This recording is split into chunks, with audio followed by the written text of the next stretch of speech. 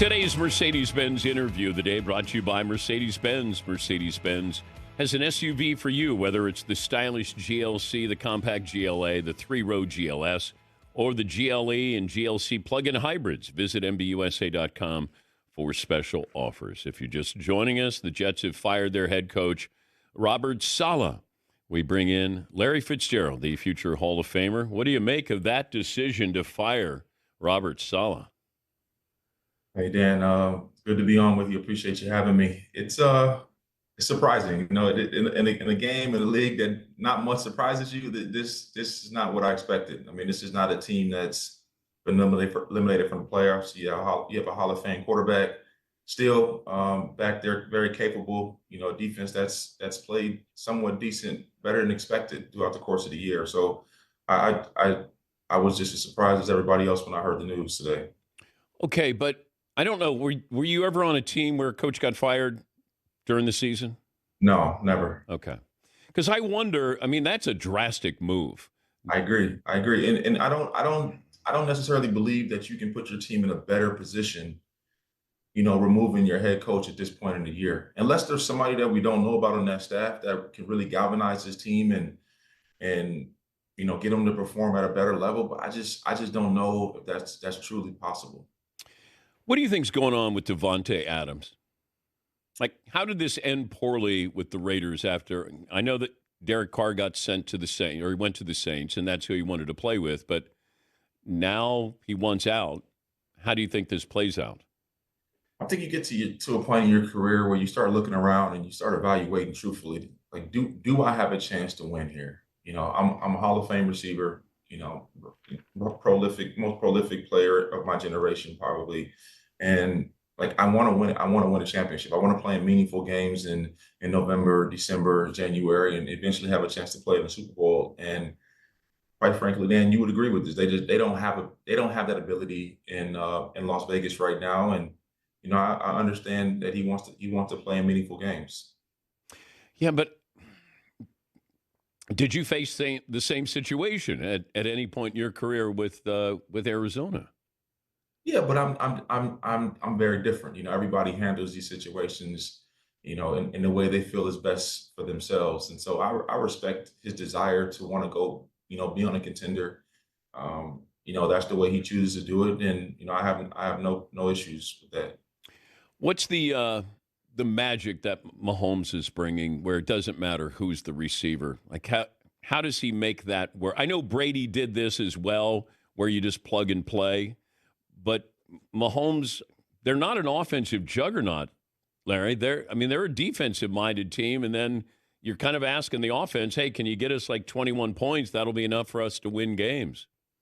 Yeah, I don't know if that will work all year. They definitely need to play better and more consistent offensively. But, I mean, I know Andy Reid gets a lot of credit. I don't know if he gets enough, though. I don't think he gets the love and admiration he truly deserves for what he's able to put out there every single year. I can't tell you the last time I watched a game, a team win when, their best player in Pat Mahomes does not throw a touchdown.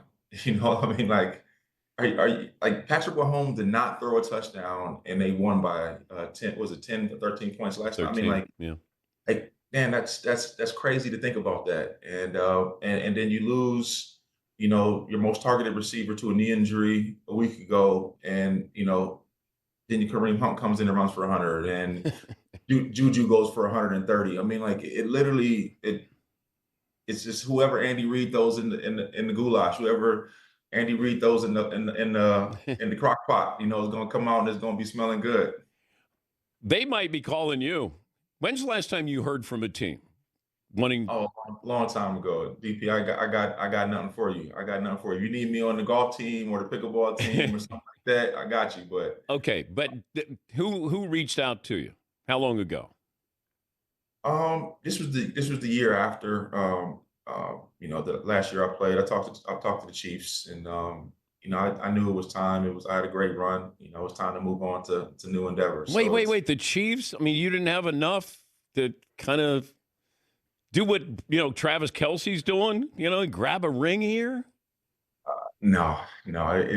there's no guarantees in life. I mean, I've seen guys go ring chase in a lot of different sports, and I remember Karl Malone and Gary Payton going to the Lakers and chasing it. Like, there's no guarantee just because you're on a really good team that you're going to win. And I had a great run, and it was my time.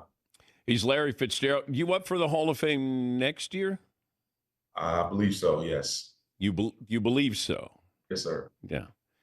I think you know so, not believe so. Larry is joining us on behalf of DraftKings, offering the free-to-play pick'em pools every Sunday in October. DraftKings donating $1 for the first 20,000 entries every week. The Larry Fitzgerald Foundation, and that funds breast cancer research and support. So it's the free-to-play pink'em. That's pink, not pick. So you want to explain that a little bit more, or did I do okay? No, you always do Okay.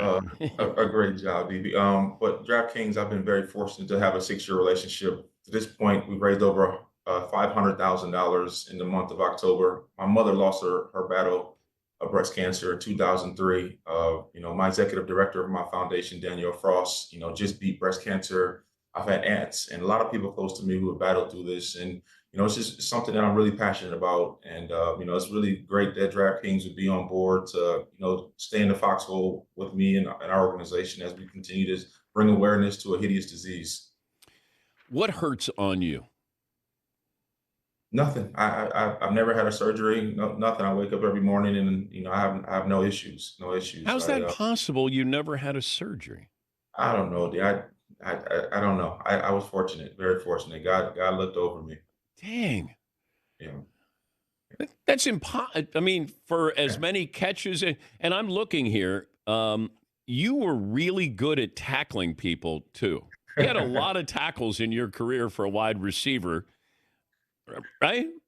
Yeah, I did. But that was always a big emphasis for us. If it was a fumble or interception, we got to get the guy on the ground. It didn't help me in the Super Bowl against James Harrison, but I didn't know I had to tackle a guy who no. I didn't know I had to tackle a man that when I hit James Harrison. I don't know if you've ever tried to move a refrigerator before, DP. Like you don't seem like a guy who really lifts and does too much domestic work around the house. But if you ever try to move a refrigerator, that's what it felt like trying to hit James Harrison.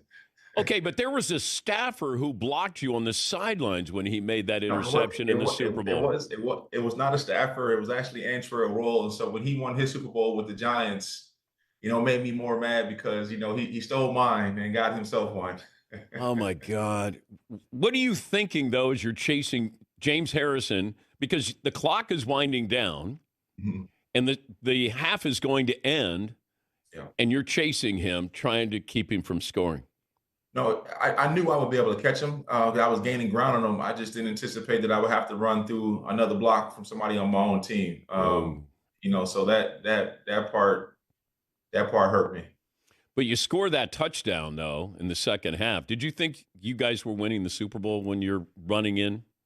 Absolutely. I think momentum really shifted in our favor. And, that touchdown, really put us in a really, positive position. So I thought it would be enough. But, there's a reason Ben Roethlisberger is the first ballot Hall of Famer. And, Mike Tomlin's going to be a Hall of Famer. And, he had one of the better offensive coordinators in Bruce Arians. And they made a great play to finish the game.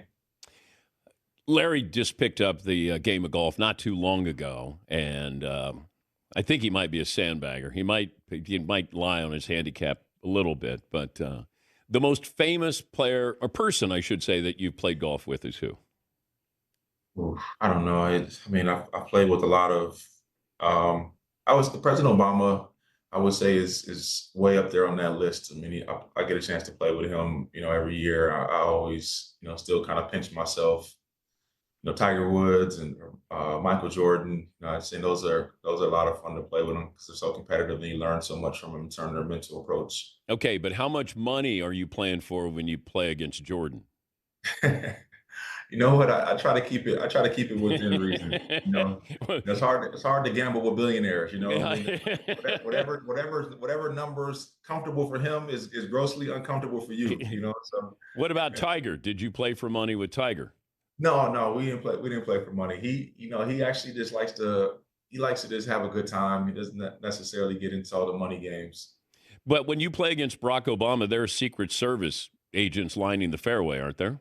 Yeah, then so I actually a few years ago I was playing with him. I made a hole in one in the group with him, and I didn't really my celebration was pretty subdued, just because you see all the semi-automatic weapons around. I got a golf club in my hand. And I'm only 10 feet away from him. Like there's a lot of things that could go wrong very quickly, and so I was like, okay, I'd act like you've been there. I would give my best Barry Sanders impersonation. Good to talk to you. Good luck with DraftKings, and thanks for joining us. Thank you, Dan. Have a great day, man. That's Larry Fitzgerald, the former Cardinal wide receiver. Third overall pick back in 2004 and made the Pro Bowl 11 times. DraftKings offering free-to-play Pink'em pools every NFL Sunday in October. DraftKings donating $1 for the first 20,000 entries every week, going to the Larry Fitzgerald Foundation to fund breast cancer research and support.